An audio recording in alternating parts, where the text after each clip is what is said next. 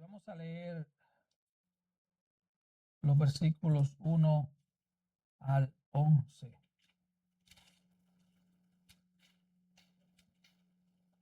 Gálatas 4, 1 al 11.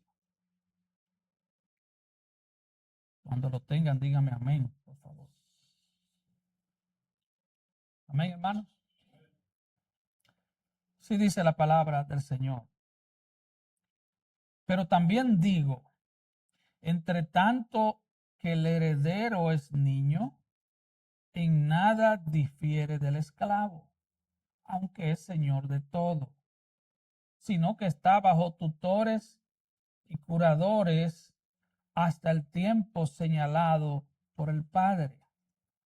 Así también nosotros, cuando éramos niños, estábamos en esclavitud bajo los rudimentos del mundo. Pero cuando vino el cumplimiento del tiempo, Dios envió a su Hijo, nacido de mujer y nacido bajo la ley, para que redimiese a los que estaban bajo la ley, a fin de que recibiésemos la adopción de hijos. Y por cuanto sois hijos, Dios envió a vuestros corazones el espíritu de su Hijo, el cual clama, Abba, Padre. Así que ya no eres esclavo, sino hijo. Y si hijo, también heredero de Dios por medio de Cristo. Ciertamente, en otro tiempo, no conociendo a Dios, servíais a los que por naturaleza no son dioses. Mas ahora, conociendo a Dios, o más bien siendo conocidos por Dios, ¿cómo es que os volvéis de nuevo a los débiles y pobres rudimentos a los cuales os queréis volver a esclavizar? Guardáis los días, los meses, los tiempos y los años. Me temo de vosotros que haya trabajado en vano con vosotros. Amén. Cada vez que escucho personas preguntando, ¿qué debo hacer? ¿O qué debo dejar de hacer para ir al cielo? Lo primero es que recuerdo que en la Biblia varias personas hicieron esa misma pregunta. Por ejemplo, el apóstol Pablo en Hechos capítulo 9, el carcelero de Filipos en Hechos 16, el joven rico en Mateo 19. Hicieron esa misma pregunta. ¿Qué debo hacer para ser salvo? Y si la pregunta se hace con sinceridad, tiene cierto nivel de legitimidad. Cierto nivel. Vamos a darle algunos puntos. Pero para muchos, y lamentablemente algunos que profesan ser cristianos es tener una lista de qué hacer y qué no hacer para ir al cielo. Es una lista de mandatos y prohibiciones. Recuerdo que a un pastor, una hermana bien intencionada en una iglesia bíblica, le dice, pastor, deme un versículo bíblico para mi hijo, porque se la quiere pasar viendo películas de terror. Y el pastor se sonrió y le dijo, tú no necesitas darle un versículo bíblico. Él le dijo, ¿y él es creyente? No, tú no necesitas darle un versículo bíblico. Tú como madre le prohíbe o le manda a ver lo que tú quieras. Ustedes son la autoridad en la casa. Pero él no necesita un versículo bíblico, él necesita a Cristo. No es una prohibición, él necesita a Cristo. Porque tener a Cristo significa tener un nuevo corazón. Nacer de nuevo. Nacer de nuevo. Es una nueva creación. Los cristianos de Galacia, en su insensatez, se habían desviado de su nueva libertad en Cristo y se habían vuelto algunos a vivir bajo la esclavitud de ordenanzas y regulaciones de la ley. Pablo tiene entonces que recordarle una vez más que Dios envió a su Hijo para redimir a aquellos que eran esclavos, para que pudieran recibir la adopción como hijos. Y porque ustedes son hijos, dice Pablo, Dios envió el Espíritu de su Hijo a vuestros corazones, gritando, Abba, Padre. La pregunta que surge de todo esto, ¿deseas cambiar tu antigua esclavitud al mundo y a sus rudimentos por la esclavitud a una religión?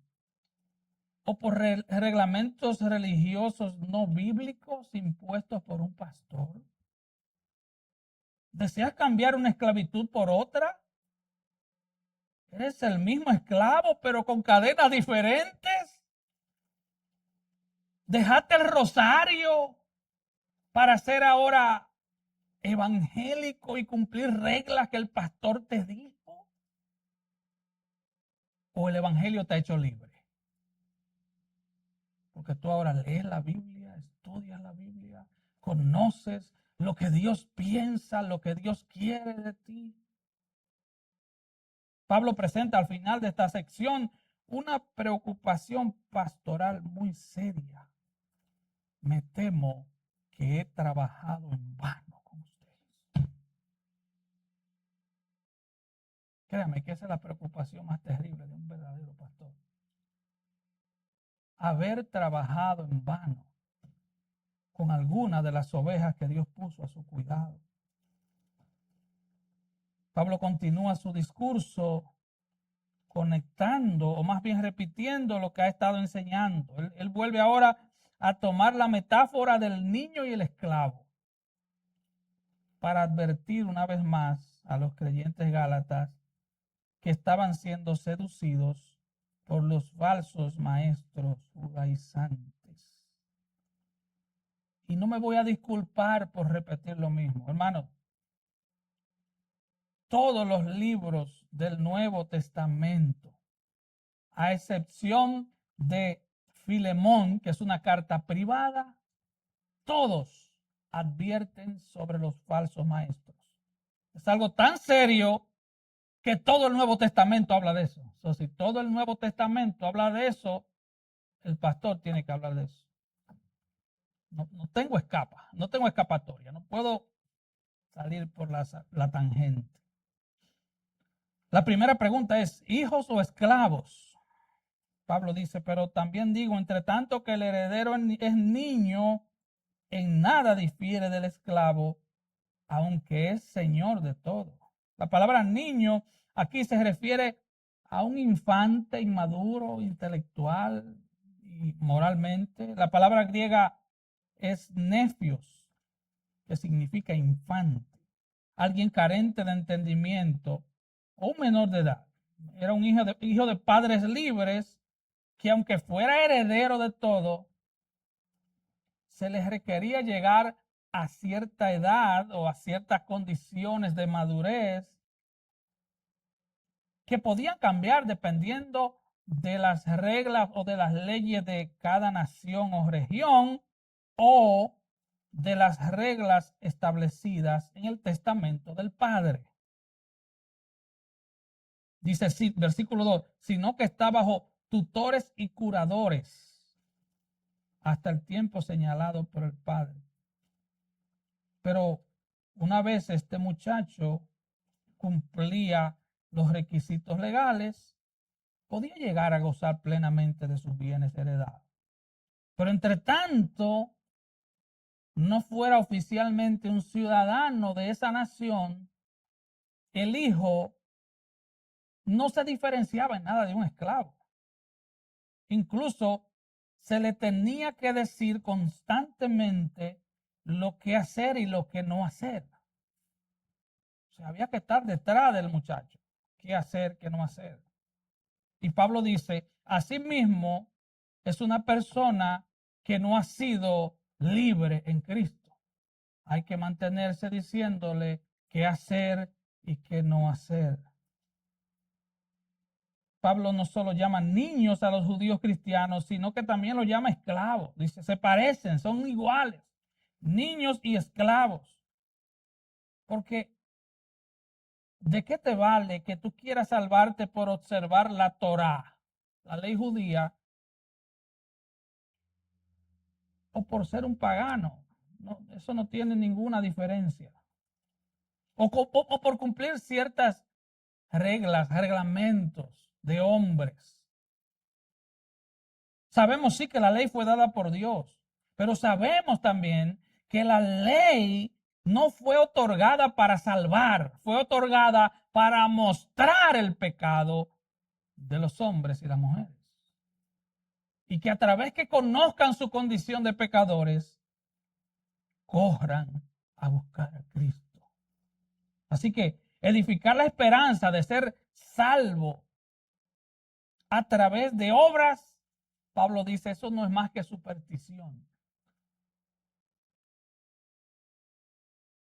Eso no es más que superstición.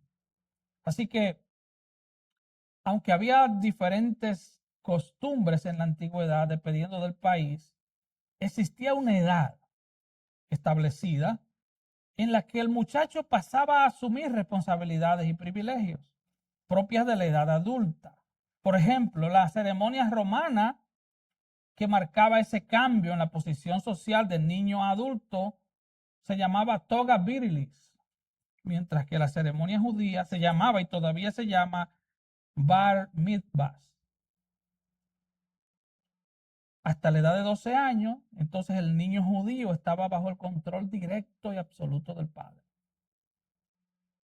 Pero con la celebración del bar mitzvah, el muchacho, el primer día de reposo después de cumplir los 12 años, se celebraba esta ceremonia, ¿verdad? Y el padre decía esta oración, el papá del niño. Decía, bendito seas tú, oh Dios, que has quitado de mí la responsabilidad de este niño. El niño, a su vez, con estas palabras oraba, oh Dios mío y Dios de mi Padre, en este día solemne y sagrado que marca mi paso de la niñez a la vida adulta, levanto mis ojos a ti con humildad y declaro con sinceridad y verdad que de ahora en adelante guardaré tus mandamientos y seré responsable por todas mis acciones delante de ti. Eso era en la ceremonia judía. En Grecia, por ejemplo, en la antigua Grecia, un niño permanecía bajo el control de su padre hasta cerca de los 18. En ese punto se celebraba una fiesta llamada apaturia, en el cual el joven se declaraba como un éfebus, que es el término que se usaba como para un cadete militar. Ese día, ese joven comenzaba a servir 2 años de manera gratuita a la comunidad. Esa era parte de su responsabilidad como nuevo ciudadano de esa nación. Durante esa ceremonia, el cabello largo del niño era cortado y ofrecido al dios Apolo. Recuerde, estamos hablando de culturas paganas. En las ceremonias romanas, por ejemplo, los niños llevaban sus juguetes y en una ceremonia similar, las niñas llevaban sus muñecas y ofrecían estas cosas y eran quemadas en sacrificio a los dioses paganos, como un símbolo de que ya dejaban atrás su infancia. Wow. Hoy la historia es totalmente diferente.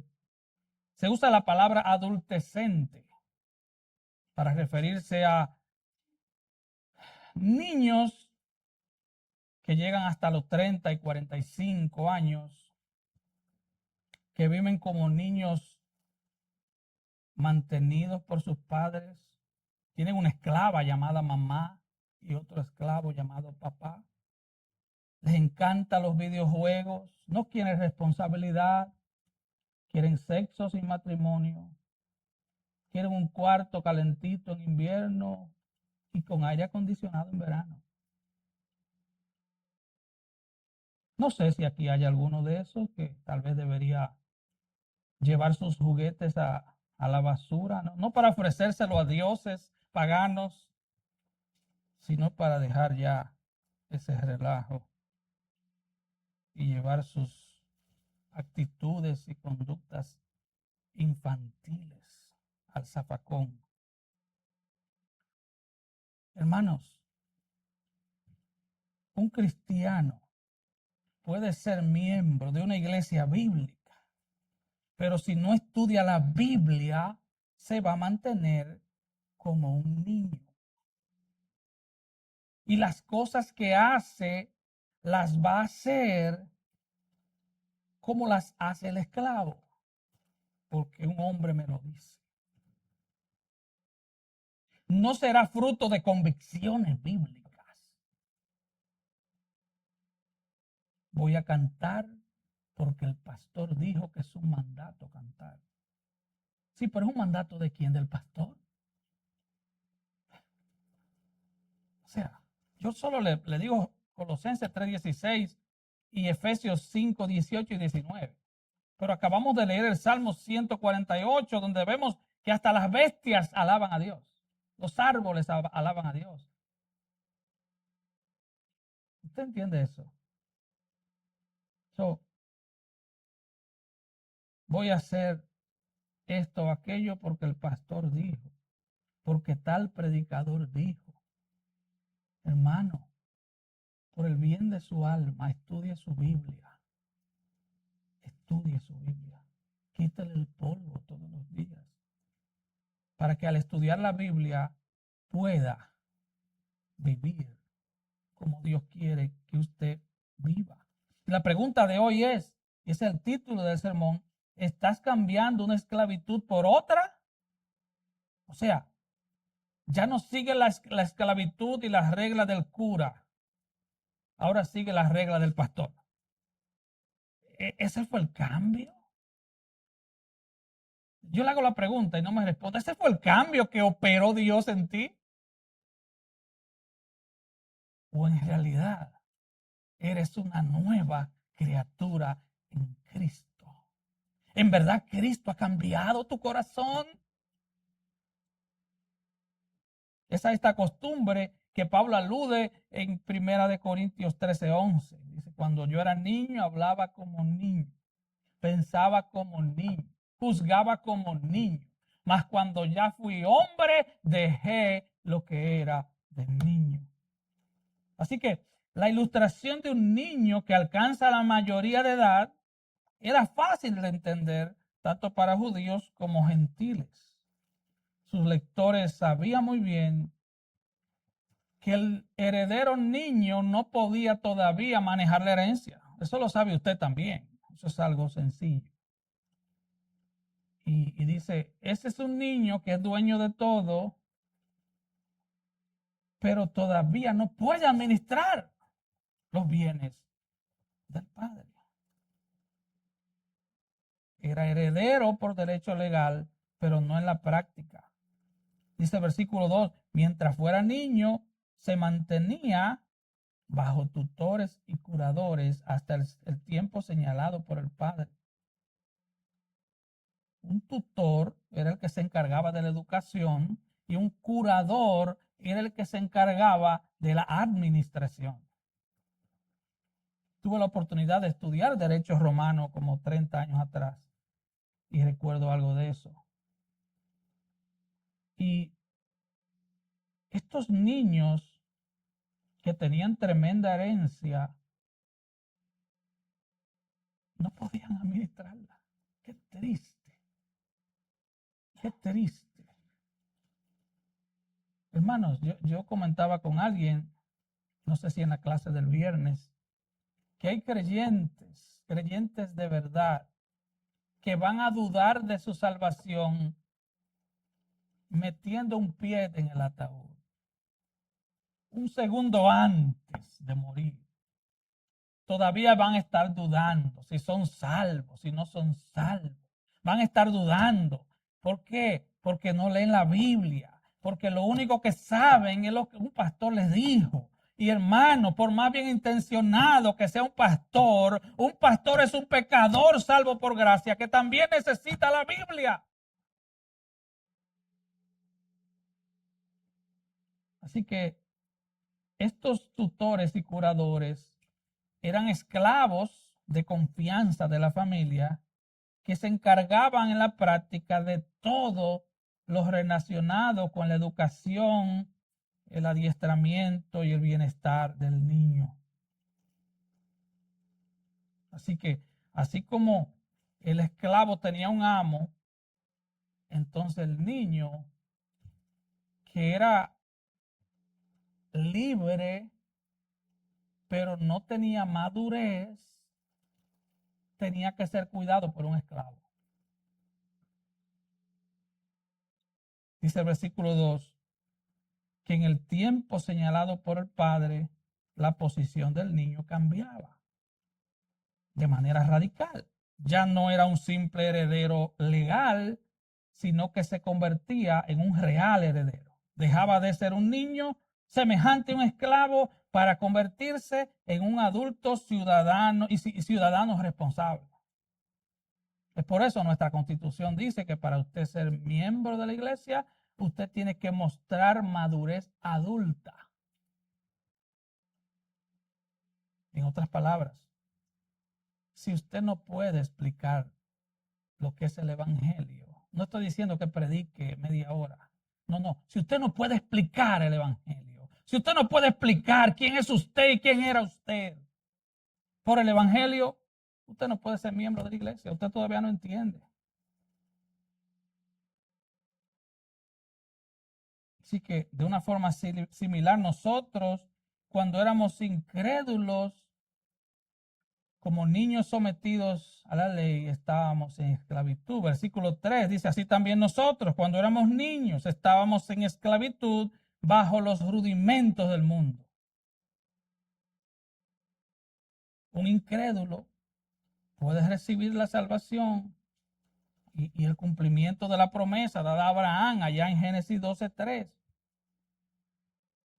Pero a no ser que llegue la mayoría de edad espiritual, por medio de una confianza plena en Jesucristo, en su persona, en su obra, en su muerte, en su sangre, seguirá siendo un niño.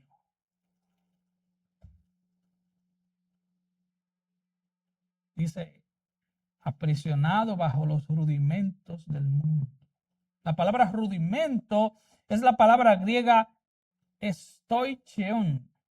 Es una expresión cuya raíz significa elementos básicos. O sea, primer principio. Se refiere al orden fundamental y rudimentario de cada sistema. Se aplicaba, por ejemplo, a las letras del alfabeto. A, B, C.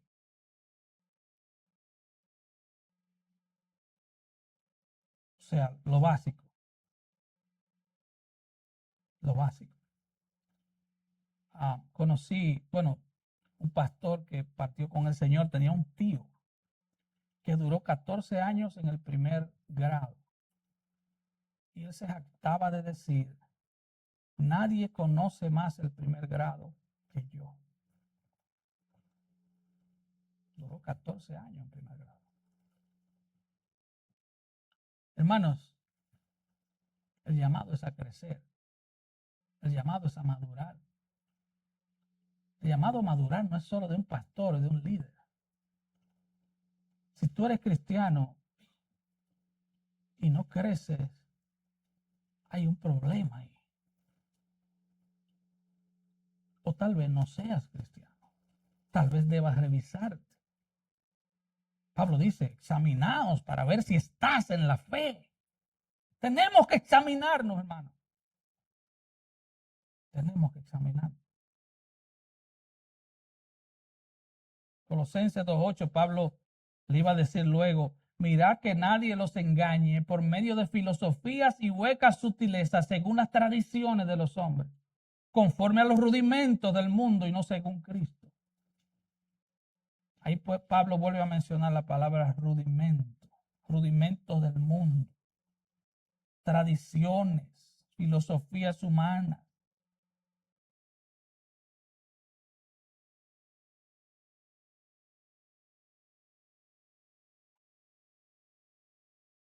Tanto las tradiciones judías como las religiones paganas en esa época se centraban en sistemas de obras de hombre.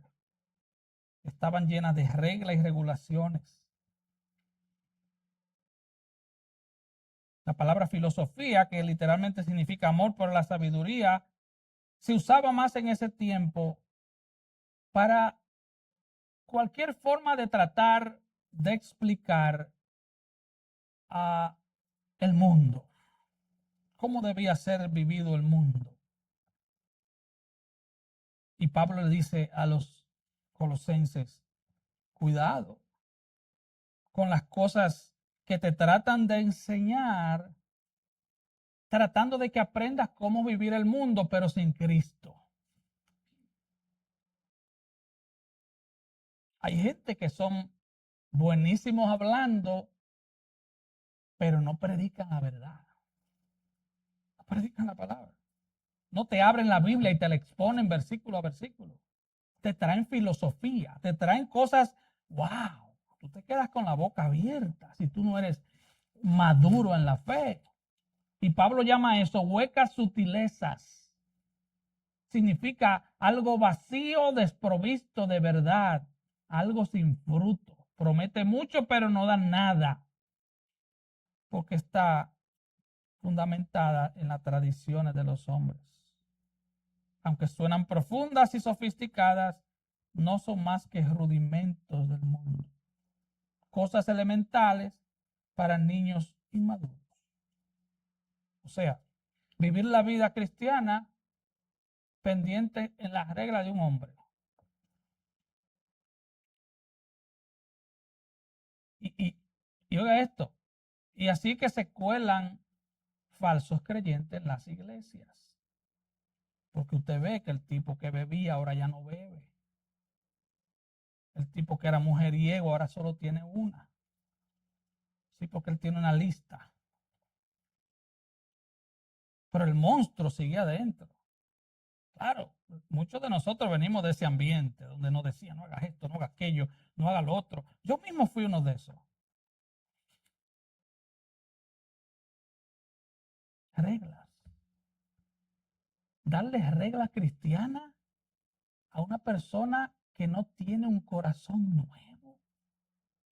Por eso yo le digo a los de los grupos pequeños, le he dicho, cuidado al darle el estudio bíblico para que no parezca una lista de reglamentos. Tú no le puedes dar una lista de reglamentos a una gente que no ha nacido de nuevo. Eso es como querer darle medicina a un muerto. Tienes que hablarle de Cristo, tienes que decirle, eres un pecador condenado, estás en el pabellón de condenados a muerte y si no coges a Cristo te perderás en el infierno eterno. No hagas esto, no hagas aquello. ¿Qué tal si me tatúo? ¿Qué tal si me pongo esto, si me pongo aquello? ¡Ven a Cristo! Y si eres cristiano, el Espíritu Santo te va a guiar por la palabra a qué hacer y qué no hacer. No se trata de cumplir reglas. Tú puedes portarte bien y terminar en el infierno. De hecho, hay mucha gente en el infierno que han sido serias, honestas, honorables en sus comunidades, pero no tienen nada eso que ver con Cristo. El ladrón de la cruz ni era serio ni era honorable, pero creyó en Cristo. Acuérdate de mí cuando entres en tu reino. ¿Y qué le dice el Señor? Oh, tienes que ir a adoctrinarte. Te voy a resucitar para que vayas a la escuela bíblica. No, él le dijo, hoy estarás conmigo en el paraíso. Hoy. Claro, ninguno de ustedes se ha muerto, eso no le encaja a ustedes. So, vengan al estudio bíblico. A menos que no se mueran antes del miércoles.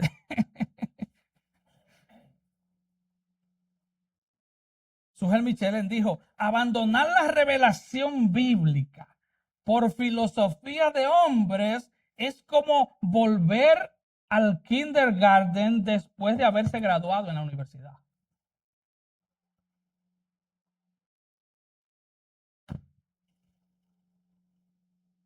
Esta sabiduría, dice Michelin, del mundo no es según Cristo.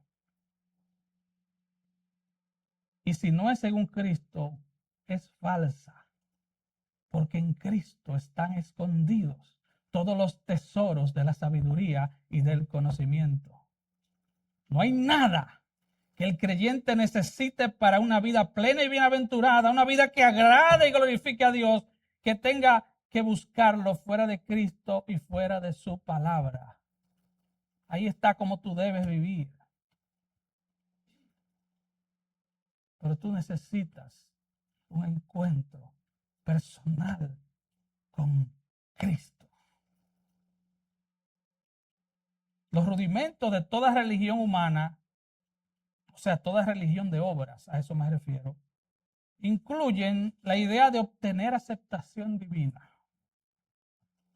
Oh, yo leí 3 capítulos de la Biblia hoy. Dios tiene que bendecirme. Legalismo. Dios no tiene que hacer nada. El que tiene que hacer algo eres tú. Es no leer la Biblia pensando que vas a comprar o a sobornar a Dios. Es leerla porque la necesitas. Yo la necesito. Así como tú comes 3 y más veces al día, tú necesitas comer de la palabra de Dios.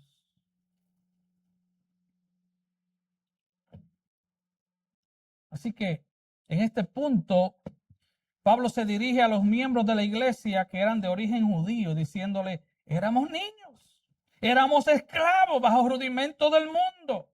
Y eso cayó bien pesado porque ellos tenían la ley. El problema era que ellos a la ley le sumaron cuantas cosas se le antojaban. Por ejemplo, había que lavarse las manos y lavar las vasijas muchísimas veces. Pero no por asunto de higiene. O sea, si es por higiene, está bien, lávelo y ya, está bien. No había que lavarla 80,000 veces porque ellos le habían añadido y añadido y añadido. ¿Cómo comes con las manos sucias? Y atención, si usted no se la lava, lávesela. Pero ellos lo hacían de manera religiosa. Tenías que lavársela una y otra vez y que la gente te viera lavándola. Ahora, eso nos lleva al punto 2, listos para recibir la herencia. Gálatas 4:4. Pero cuando vino el cumplimiento del tiempo, Dios envió a su Hijo, nacido de mujer y nacido bajo la ley, para que redimiese a los que estaban bajo la ley, a fin de que recibiésemos la adopción de hijos. Siguiendo con su ilustración, Pablo les dice, ya ha llegado el tiempo estipulado en el testamento.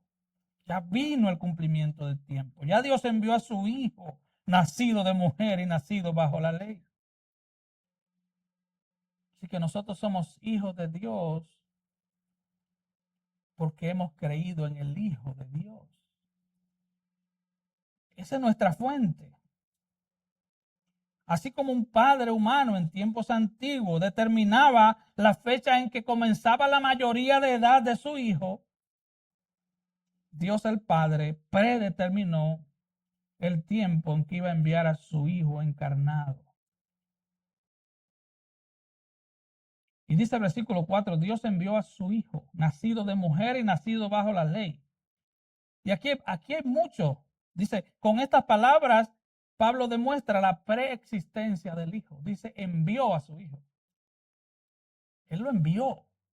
Eso significa que Él existía antes. Él existía. Eso nos habla de la preexistencia del Hijo, pero también nos habla de la sumisión del Hijo al pacto intratrinitario. ¿Qué significa eso? Bueno, toda la Trinidad se puso de acuerdo para salvarte a ti si tú eres cristiano. Toda la Trinidad. Hermanos, Cristo no vino a la existencia en Belén, en un pesebre. Cristo se hizo carne a través de una mujer. Él estaba con Dios desde el principio. Juan 1 y 2 dice, en el principio era el verbo, o sea, Cristo, y el verbo era con Dios, y el verbo era Dios. Este era en el principio con Dios. Así que Dios lo envió. Tú no puedes enviar algo que no existe, ¿verdad que no? Él envió al Hijo porque el Hijo existía juntamente con Él en la creación de todo. Sin Él nada fue hecho. Todo fue hecho en Él, por Él y para Él. Entonces, recordemos algo. El Hijo, por naturaleza, y esto es un poco profundo, así que piense, el Hijo nunca estuvo subordinado al Padre en la eternidad. Él se subordinó porque Él vino y se hizo carne. Y ahí se subordinó. Él se sometió de manera voluntaria al Padre durante su encarnación. Como un hijo obediente lo hace con un padre terrenal. O sea, eso es lo que se llama el pacto intratrinitario. Eso sometió a su tiempo. Pero él no había estado en sujeción eterna al Padre. Pablo aclara esto en Filipenses 2, 6 y 7. El cual, siendo en forma de Dios, no estimó el ser igual a Dios como cosa que aferrarse, sino que se despojó a sí mismo, tomando forma de siervo, hecho semejante a los hombres. Pero aquí en este texto de Gálatas también vemos la actitud que la iglesia primitiva tenía para con María. La llama mujer. Simplemente. Dice, Dios envió a su hijo nacido de mujer. O sea, María no fue concebida sin pecado. María no subió al cielo en carne. María fue una mujer que Dios usó para traer a Jesús. Pablo menciona a María como mujer, sin ningún tipo de añadidura ceremonial o solemne. También de manera implícita, aquí está la doctrina del nacimiento virginal. Solo menciona a la madre. Y también la doctrina de la encarnación, que enseña que el verbo se hizo carne a través de la naturaleza humana de su madre, nacido de mujer. O sea, tengo unos minutos para explicar eso. ¿Qué significa nacido de mujer? Bueno, nacido como todos los mortales, pero sin dejar de ser Dios. De otro modo, no habría podido ser el Salvador del mundo. Tenía que ser plenamente Dios, a fin de que su sacrificio tuviera el valor infinito de pagar por nuestros pecados, por el pecado de todo lo que Él vino a salvar. Tenía que ser plenamente hombre para poder representarnos en la cruz. Tenía que ser Dios, tenía que ser hombre. Fue el hombre el que pecó, fue el hombre el que estaba bajo maldición, es el hombre que está condenado a perder su vida ante el juicio de Dios, de un Dios santo. Por lo tanto, Jesús no te habría podido sustituir de manera perfecta a menos que no fuera hombre. Dice Filipenses 2:7, semejante a los hombres. Tenía que ser Dios para tener el poder de salvarte. Tenía que ser hombre para poder sustituirte en la cruz. Por eso no fue Pedro, ni fue Pablo, ni fue Juan, ni fue María que murió. Porque eran humanos simplemente. Jesús no solo vino a la tierra como hombre, dice el versículo 4, sino que vino nacido bajo la ley para que redimiese a los que estaban bajo la ley. Como cualquier otro hombre judío, Jesús nació bajo la ley y al estar bajo la ley estaba obligado a cumplir la ley y a ser juzgado por la ley. Sin embargo, él fue el único ser humano que la cumplió de manera perfecta. Y su vida de obediencia es imputada a la persona del pecador cuando cree. Esa es la transacción gloriosa de la que cantamos muchas veces. Cuando tú crees en Cristo, toda la vida perfecta de Cristo es imputada a tu favor, es puesta en tu cuenta. Y ahora el Padre te ve como alguien inocente y justo, porque ahora Él ve la justicia de Cristo en ti. ¿Usted está entendiendo, hermano? A una persona así no hay que venirle con lista de reglas. A una hermana así no hay que decirle, mira, no venga con ropas provocativas a la iglesia. Yo no voy a perder mi tiempo en estos infantilismos. A una persona nacida de nuevo no hay que venirle con una lista y decirle, oh, usted va a venir, usted no se me pinta el pelo así y usted no se me lo corte así. No vamos a caer en el legalismo. Si usted ha nacido de nuevo, usted obedece a Cristo. Y no lo obedece para que el pastor te vea ni para que el hermano te vea. Y no lo obedece por miedo al infierno. Sí, porque ese otro tipo de gente tiene miedo al infierno. Hermano, el miedo no motiva a nadie. El miedo lo único que te manda es a correr. El miedo no motiva. Yo no voy a servir a Dios por miedo. No. O sea, si tú dejas un vicio o un pecado por miedo a que tu esposa te vea, tú no has hecho nada. Lo mismo. Yo dejo esto por miedo al infierno. Wow. Niños. Todavía niños. Oh sí. Yo trabajo mi pecado. Con la ayuda del Espíritu Santo, tengo que matarlo todos los días. Porque esa naturaleza pecaminosa es como una serpiente venenosa que está dentro de nosotros y aunque tiene la cabeza machacada, todavía se mueve. Y tengo todos los días que levantarme y con la ayuda del Espíritu Santo darle de nuevo. Para que siga muriendo. Cristo cumplió perfectamente los requisitos de la ley. Su obediencia fue perfecta. Y como vivió una vida de obediencia perfecta, tuvo la capacidad necesaria para que redimiese a todos los demás hombres que estaban bajo la ley, pero que no eran obedientes, porque nadie puede ser totalmente obediente a la ley. La semana pasada pusimos los 10 mandamientos. ¿Quién puede? ¿Quién puede?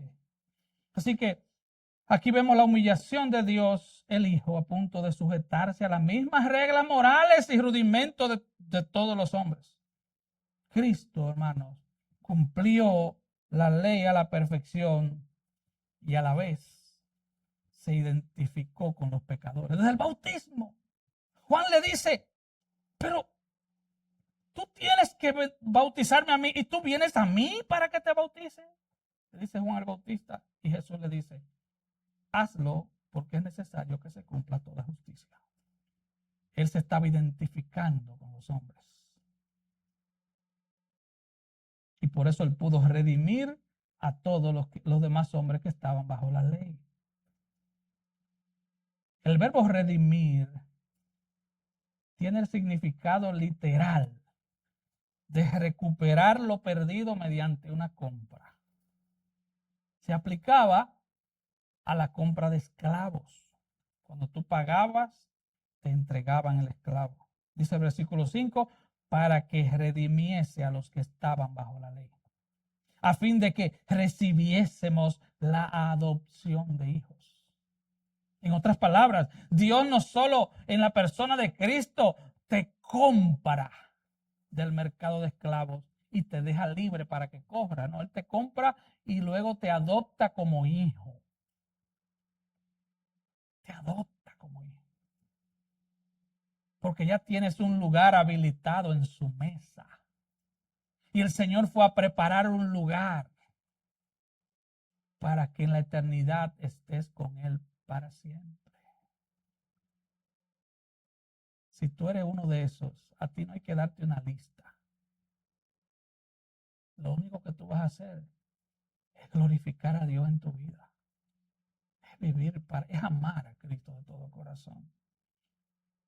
Así que mediante el pago de la cantidad exigida, los esclavos eran redimidos y se convertían en hombres libres. En hombres libres. Quiero terminar con esto. Y en la tarde vamos a seguir. Pero quiero a modo de conclusión traer algunas palabras.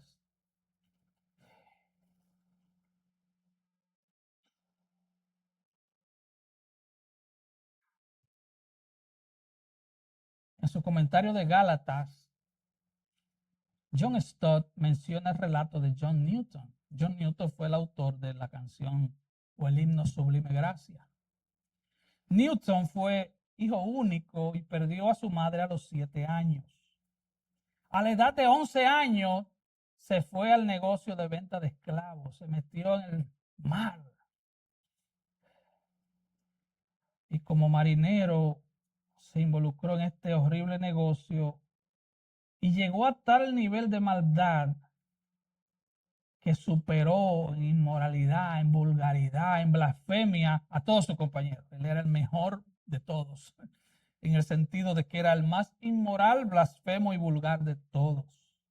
Sin embargo, a los 23 años, su barco fue rodeado por una terrible tormenta y al temer por su vida, él recordó un versículo que su mamá le enseñaba, no recuerdo ahora mismo cuál era, pero él clamó al Dios que su mamá le había enseñado antes de tener 7 años.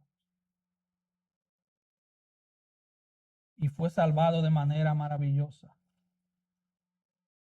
Y como él no quería olvidar la profundidad del pecado de la cual él había salido y de la cual por la gracia de Dios fue rescatado, John Newton escribió después en la puerta de su casa la palabra de Deuteronomio 15:15.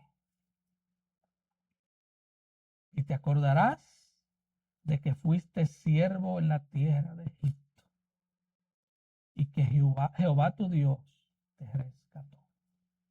Por tanto, yo te mando esto hoy. Te acordarás que fuiste esclavo en la tierra de Egipto y que Jehová tu Dios te rescató. Acuérdate, hermano, tú eras esclavo del pecado o de alguna falsa religión, esclavo del mundo. No cambiemos simplemente una esclavitud por otra. Llénate de las Escrituras para que disfrutes la verdadera libertad en Cristo. Y si tú todavía no eres cristiano, todavía eres esclavo. No puedes dejar de pecar porque eres esclavo. Es una condición terrible. El centro de tu personalidad está gobernado por el pecado. Ven a Cristo el Señor. Él tiene poder para salvar aún al más terrible pecador. Ven a Cristo el Señor porque su gracia es tan abundante que Él te puede cambiar el corazón. Y ya no andarás preguntando si puedo hacer esto o puedo hacer aquello. Ahora vivirás en la libertad gloriosa de los hijos de Dios. Vamos a orar. Padre, gracias por tu palabra. Oh Señor, toma tu palabra en esta mañana y aplícala